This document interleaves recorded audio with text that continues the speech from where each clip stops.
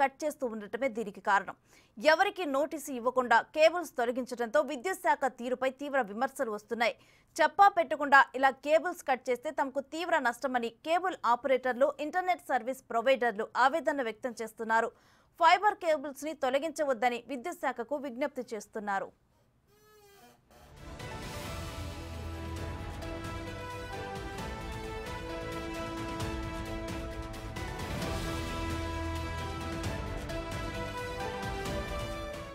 మాకు నోటీసులు లేకుండా ఎలక్ట్రిసిటీ డిపార్ట్మెంట్ వాళ్ళు దుర్మార్గంగా ఈరోజు కేబుల్స్ కట్ చేసి ఈ వ్యవస్థ మీద ఆధారపడి ఉన్న లక్షలాది మంది జీవనోపాధిని దెబ్బతీస్తున్నారు. ఈ కేబుల్ టీవీ, ఇంటర్నెట్ మేము నష్టపోవడం కాకుండా లక్షలాది వినియోగదారులు కూడా ఇబ్బంది పడుతున్నారు. వీటిని దృష్టిలో పెట్టుకొని మానవతా దృక్పథంతో కనీసం ఒక నెల ముందు నోటీసులు కూడా ఇవ్వకుండా వీరు ఫైబర్ కేబుల్స్ని కట్ చేసి ఇండస్ట్రీని, వినియోగదారులని అందరినీ ఇబ్బందులకు గురి చేస్తున్నారు.